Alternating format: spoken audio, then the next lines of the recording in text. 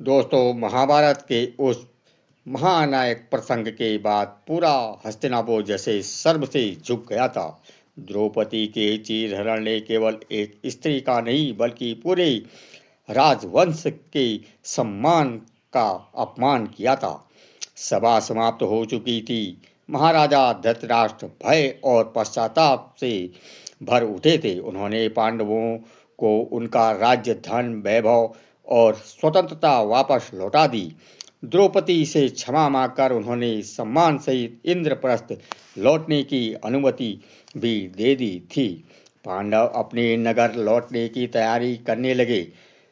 महल के गलियारे में भारी सन्नाटा पसरा हुआ था। कोई किसी की आंखों में देखने का साहस नहीं कर पा रहा था। उसी समय अर्जुन के मन में एक तूफान उठ रहा था। उसके भीतर क्रोध, अपमान और प्रतिशोध की आग धधक रही थी। अर्जुन ने अपने बड़े भाई युधिष्ठिर से अनुमति ली और अकेले ही भीष्म पितामह के कक्ष की ओर चल पड़े। भीष्म पितामह अपने कक्ष में मौन बैठे थे।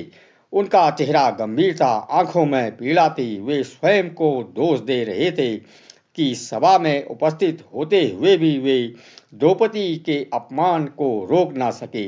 तभी उन्हें किसी के आने की आहट सुनाई दी। प्रणाम पितामह। भीष्म ने सिर उठाया। सामने अर्जुन खड़े थे। भीष्म ने स्नेह से कहा, आयुष्मान भवः पुत्र, आओ मेरे समीप बैठो। अर्जुन ने धीमे स्वर में कहा, मैं केवल आपके चरण स्पर्श करने आया था पितामह, और यह बताने भी कि इन लोग इंद्रप्रस्थ लौट रहे हैं। भीष्म ने पूछा, तुम अकेले क्यों आए हो? क्या तुम्हारे भाइयों को अब भी इस व्रत पितामह के आशीर्वाद की आवश्यकता नहीं रही? अर्जुन को क्षण मौन रहे, फिर बोले, भ्राताश्री नहीं चाहते कि वे हम आपको और अधिक लज्जित करें। यदि हम सब आते तो द्रौपदी भी आने का आग्रह करती। यह सुनकर भीष्म की आंखें झुक गई। उन्होंने पूछा, तो फिर तुम क्यों आए हो पुत्र? अर्जुन की आंखों में अग्नि जल उठी। मैं आपसे एक प्रश्न पूछने आया हूँ पितामह। मेरे भीतर जो प्रतिशोध की आग जल रही है, उसका मैं क्या करूं? भीष्म शांत रहे। अर्जुन आगे बोले, सभा में द्रौपदी सहायता मांगती रही, वह रोती रही, लेकिन कोई आगे नहीं आया। आप भी वहां थे पितामह। गुरु द्रोण भी थे, लेकिन किसी ने दुशासन का हाथ नहीं रोका। क्या उस दिन धर्म मौन हो गया था? अर्जुन का स्वर भारी हो चुका था। क्या द्रौपदी का सम्मान वापस लौटाया जा सकता है? क्या उस अपमान का दंड किसी को मिला? नहीं पितामह।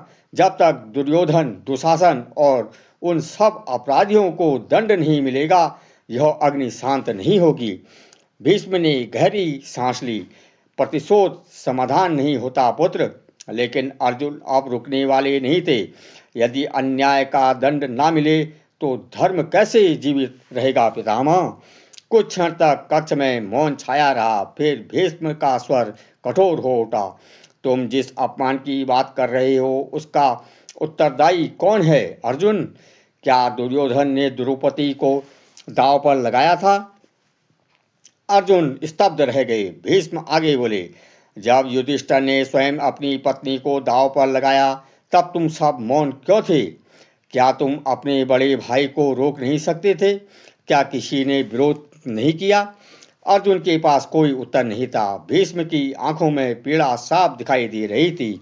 अपमान केवल द्रौपदी का नहीं हुआ पुत्र, अपमान हस्तिनापुर का हुआ है। अपमान मेरे पूर्वजों का हुआ है। लेकिन उस समय सब मौन थे।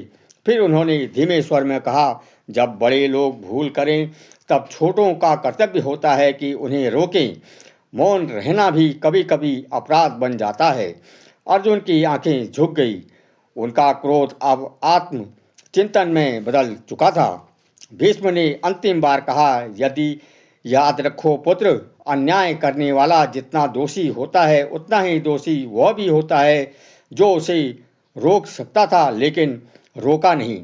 अर्जुन ने भीष्म पितामह के चरण स्पर्श किए। उनके मन में चल रहा तूफान अब और भी गहरा हो चुका था। दोस्तों, यह प्रसंग हमें एक बहुत बड़ी सीख देता है। जब परिवार, समाज या जीवन में कोई गलत कार्य हो रहा हो, तब केवल चुप रहना भी गलत होता है। सही समय पर सत्य का साथ देना ही सच्चा धर्म है, क्योंकि कभी कभी एक मौन पूरे विनाश का कारण बन जाता है। तो दोस्तों, यह थी आज की वीडियो। आपको कैसे लगी हमें कमेंट बॉक्स में ज़रूर बताइए। अगर आपको यह वीडियो पसंद आई है तो इसे लाइक करें, शेयर करें और चैनल को सब्सक्राइब करना ना भूलें। धन्यवाद।